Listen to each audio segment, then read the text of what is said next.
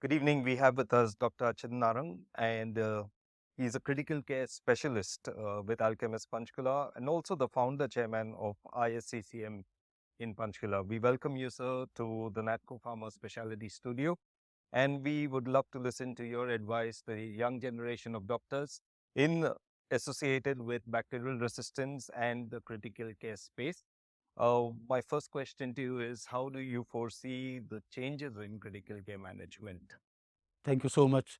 Uh, the changes in critical care over past decade has been tremendous.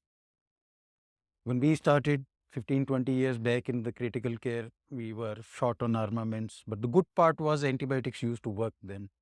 So we had many workhorses. Carbapenems was the latest when we started into practice, but now they're fading away with time. So the resistance pattern is definitely, going to change the scenario of overall outcome for the patients. So the younger generations have to work really hard, and they will have to understand the spectrum of resistance, not from today's perspective, but going back 20 years when these bugs started becoming resistant. See, in early 2000s, even ceftriaxone was sensitive to almost all the bugs. But now you hardly see anything sensitive to ceftriaxone or any of the cephalosporins.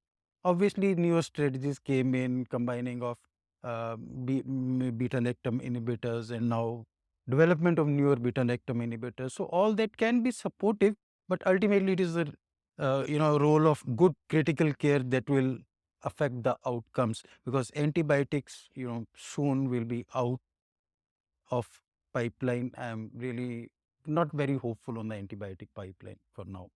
You have answered some bit of the second question, but I still want to go ahead and ask you, what is the advice to the young set of ICU doctors in enhancing patient care?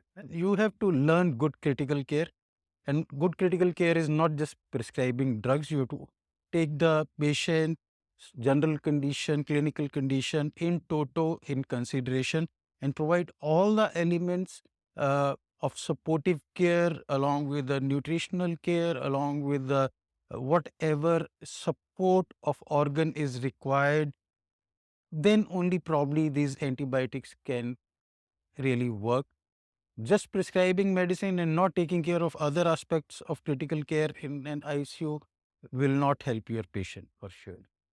So I think that's a loud message of not prescribing just medicines, but looking at it from an overall perspective. No, why I said so is because there is lack of education in critical care field. We are trying our hard through these conferences and workshops to spread the word. What happens is, in the junior doctors, there is a hurry to prescribe, and that leads to irrational prescriptions, especially in out of hospital settings, in the peripheral setups.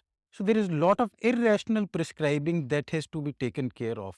And it can only start with the new ones if they learn actually how to prescribe. That is very important. My final question to you is, what is the prevalence of carbapenem producing bacteria in your practice and the options for treatment? Again, there are two sets of patients, I would say. Patients presenting from community directly, they usually have good sensitivity, still 70 to 80% of carbapenems are sensitive. But those patients who have already been exposed to healthcare, like suppose it's been referred from a peripheral center to a tertiary care hospital and has been exposed to some kind of antibiotics, the resistance is as high as 80%. Of course, in today's date, carbapenems have failed as the primary workhorses. The newer options we are definitely exploring with the newer beta-lactam inhibitors like avibactam in place. But then scenario in India is still different. We have a problem of NDM here, and with the NDM, um, there are further synergy testing along with S2NM is to be done. A lot of work is to be done. We are still in the infantile stage for any new development yet, I would say. Thank you so much, Dr. Narang, for your time here in the studio, and we wish you all the best.